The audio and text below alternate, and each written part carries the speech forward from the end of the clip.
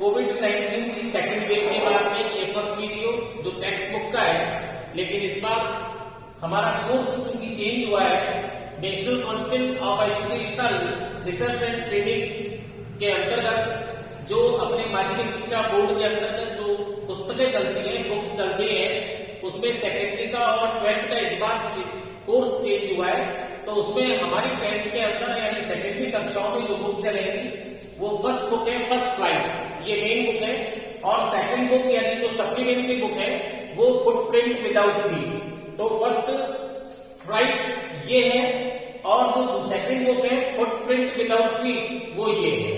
ये दोनों बुक्स आपको मार्केट से ले लेनी है, जिससे कि हमारा शिक्षण कार्य, अध्ययन कार्य, अधिगम कार्य समय पर और व्यवस्थित रूप से शुरू हो सके। तो आज हम without wasting our time, we start our video with a new lesson of new book, A Letter to the God. A Letter to God. यानी कि A Letter to God, जैसा कि अपने को पता लग रहा है कि भाई ये तो भगवान को लिखा गया पत्र है, तो ये बड़ा एक आश्चर्य का विषय कि भगवान को भी पत्र लिखा जाता है। तो इस पत्र में क्या चीज है वो अपन समझेंगे। बिफोर यू रीड, यानी कि अगर पढ़ने से पहले अपन थोड़ा सा इस लेसन के बारे में, इस स्टोरी के बारे में समझ लें। दे से फेथ कैन मूव माउंटेन्स। दे से यानी कि वे कहते हैं, यानी लोग कहते हैं कि विश्वास पर्वतों को भी डिगा सकता है, विश्वास पर्वतों को भी हिला सकता है। But what should we put our faith in, परंतु हमें किसमें विश्वास रखना चाहिए, किसमें आस्था रखनी चाहिए। This is the question this story dedicatedly possesses. यही प्रश्न है जो ये कहानी बड़ी नाजुकता से खड़ा करती है, बड़ी नाजुकता से, बड़ी कोमलता से, बड़ी सौम्यता से प्रस्तुत करती है। अब इसमें एक्चुअली जो है वो देखिए आप, Lencho is a father who writes a letter to God when his crops are ruined asking for 100 pesos। Lencho एक किसान है जो जब उसकी फसल खराब हो जाती है, बर्बाद हो जाती है, तो 100 पैसों की मांग करते हुए भगवान को पत्र लिखता है। डज लेंचो, और भगवान को पत्र तो लिखता है, लेकिन does Lencho's letter reach God, क्या लेंचो का पत्र भगवान तक पहुंचता है? क्या लेंचो का पत्र भगवान तक पहुंचता है? Does God send him to the money, क्या भगवान उसको धन भेजता है? यानी कि भगवान भाई जितना उसने मांगा, क्या भगवान ने उसको धन भेजा, मतलब लेंचो को धन भेजा? Think what your answer to this question would be, and that's how the story continues before you begin to read it. चिंतन करें, विचार करें, सोचें कि इस आपके प्रश्नों के उत्तर आपके क्या होंगे। अनुमान लगाइए कि ये कहानी आपके पढ़ने से पूर्व कैसी रही होगी या कैसे चलती है। लेकिन हम लेसन को शुरू करें इसके पहले ये जरूरी है कि हम इस लेसन के अंतर्गत, या जो हम ये पार्ट फर्स्ट पढ़ रहे हैं यानी इसका फर्स्ट पार्ट है, तो इस लेसन में जो वर्ड मीनिंग्स आएंगे उन वर्ड मीनिंग्स को हम लर्न करें और अपनी होमवर्क की कॉपी में नोट डाउन करें, जिससे कि हम जब भी लेसन को पढ़ें तो हमें बड़ी सुगमता से और व्यवस्थित रूप से हमको समझ में आ सके। तो सबसे पहले आइए अपन देखते हैं word meanings.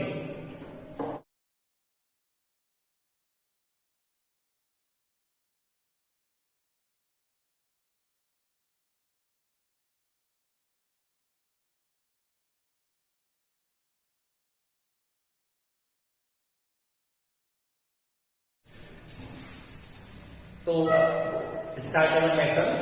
The house the only one in the entire valley sat on A crest of A low hill. Crest हमने वर्ड मीनिंग्स लिखी ली है। क्रेस्ट का मतलब होता है शिखर, यानी टॉप ऑफ ए हिल, यानी एक पहाड़ी का सबसे ऊंचा स्थान, जिसको हम कहते हैं शिखर। संपूर्ण पहाड़ी पर एकमात्र घर नीची पहाड़ी के शिखर पर स्थित था। From this height one could see the river and the field of bright corn dotted with the flowers that always promised a good harvest. इस ऊंचाई से कोई भी व्यक्ति यानी कोई भी नदी को और बिंदुओं की तरह पके हुए अनाज, फूलों को बिंदुओं की तरह पके हुए अनाज के खेत में देख सकता था। That always promised a good harvest, जो हमेशा ही एक अच्छी फसल का संकेत देते थे। The only thing the earth needed was a downpour or at least a shower. कि भूमि पर एकमात्र चीज जिसकी आवश्यकता थी वो मूसलाधार बारिश यानी भारी वर्षा या कम से कम बौछार, इसकी आवश्यकता थी भूमि को। थ्रू आउट दी मॉर्निंग, पूरी प्रातःकाल, Lencho who knew his fields intimately, जो अपने खेतों को घनिष्ठता से जानता था, जो अपने खेतों को बड़ी नजदीकी से, बड़ी समीपता से जानता था, had done nothing else but see the sky towards the north east, तो उसने उत्तर पूर्व की तरफ आसमान को देखने के सिवाय कुछ भी नहीं किया था। किसने? लेंचो ने। Now we are really going to get some water, women, महिला।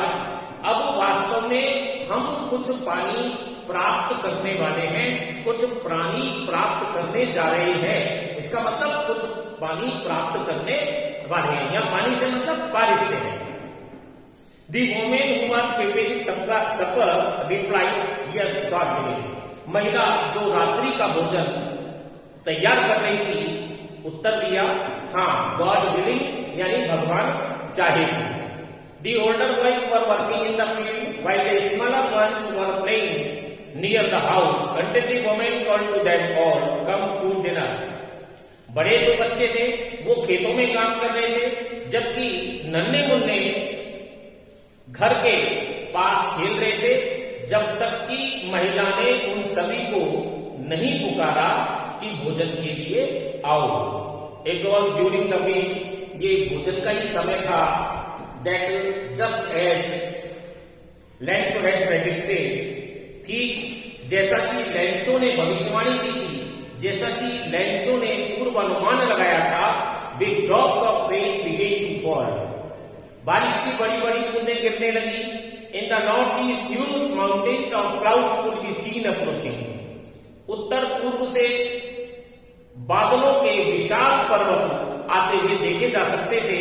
The air was fresh and sweet, हवा स्वच्छ एवं सौम्य थी। The man went out for no other reason than to have the pleasure of feeling the rain of his body, वो व्यक्ति यानी Lencho अपने शरीर पर बारिश की अनुभूति की प्रसन्नता के अलावा किसी अन्य कारण से बाहर नहीं गया था।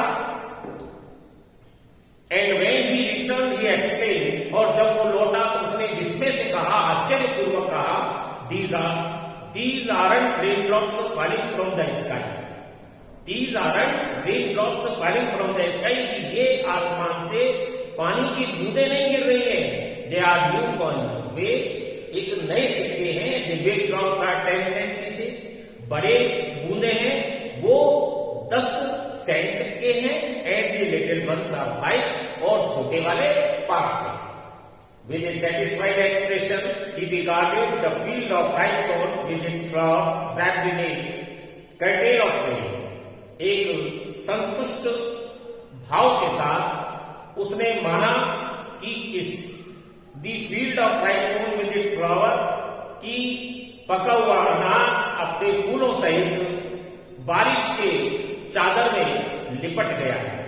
But suddenly a strong wind begin to blow and along with the rain very large heavy stones begin to fall, परंतु अचानक से एक तेज हवा चलना शुरू हो गई और अलॉन्ग विद द रेन, और बारिश के साथ साथ बहुत बड़े बड़े ओले गिरना शुरू हो गए। These truly did resemble new silver coins. वास्तव में या सच्चे तौर पर तो ये चांदी के सिक्कों से मेल खाते थे, यानी चांदी के सिक्कों के जैसे थे।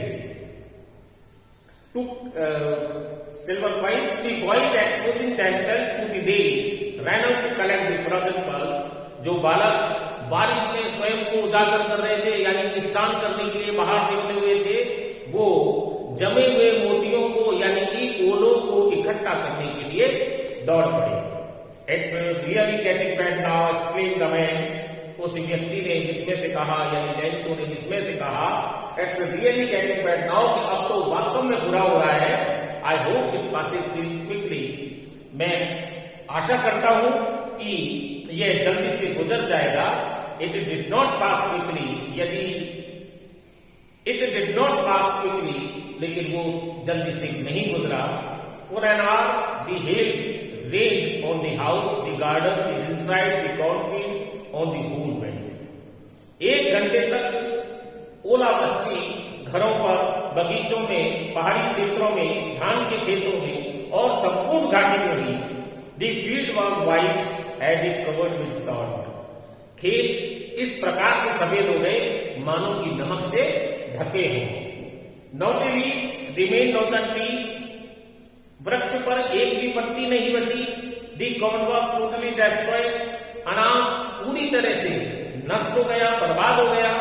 The flowers were gone from the plants, पुष्प यानी पौधे, क्या नाम है, फूल पौधों से झड़ गए। Lencho soul was filled with sadness, Lencho की आत्मा दुख से भर गई। When the storm had passed, जब तूफान गुजर गया, he stood in the middle of the field, तो वो खेत के बीच में खड़ा हो गया। And said to his sons, और अपने बेटों को बोला और अपने पुत्रों को कहा, a plague of locust would have left more than this. एक टिड्डियों का समूह, एक टिड्डी जो पूरे खेती को विनाश कर देती है, खेती का विनाश कर देती है, उसको कहते हैं टिड्डी, जो आपने सुना होगा। टिड्डियों का एक दल, टिड्डियों का समूह भी इससे अधिक छोड़ देगा। The hail has left nothing, लेकिन ओलों ने तो कुछ भी नहीं छोड़ा। This year we will have no corn, इस वर्ष हमारे पास कोई अनाज नहीं। That night was a sorrowful one, वो रात एक दुख भरी रात थी। All over work for nothing, हमारा संपूर्ण कार्य बेकार गया, हमारा संपूर्ण कार्य व्यर्थ गया। There is no one who can help us, कोई भी नहीं है जो हमारी मदद कर सकता है। Will all go hungry this year, हम सभी इस वर्ष भूखे रहेंगे। तो ये हमारा फर्स्ट पार्ट था। इस फर्स्ट पार्ट के साथ ही इस वीडियो के अंत में, इस लेसन के अंदर जो आपको क्वेश्चन बने हुए हैं ओरल कंप्रीहेंशन चेक के नाम से, जो यहाँ ये जो पार्ट खत्म हुआ है, इसी जगह आपके 4 क्वेश्चन है। इन 4 क्वेश्चनों को आपको पढ़ना है। जो मैंने आपको क्वेश्चन और आंसर दोनों किए हुए हैं, इनको पढ़ना है, लर्न करना है, और इसके बाद में इनको होमवर्क की कॉपी में नोट करना है। तो होमवर्क की कॉपी में नोट करने के लिए आप इस वीडियो का स्क्रीनशॉट ले लें और आराम के साथ इसको उतार लें। और जब तक कि एक नया पार्ट नहीं आ जाता, यानी आपको मैं अगला पार्ट लेकर फिर बहुत जल्दी आऊंगा, जब तक आप इसको लर्न करके तैयार रखें। मान लीजिए आपकी कभी भी कोई ऑनलाइन परीक्षा होती है या कोई भी आपके जब स्कूल में परीक्षा होती है, तो आपको उस समय इसका लाभ मिलेगा। See you in next video with another part. Bye.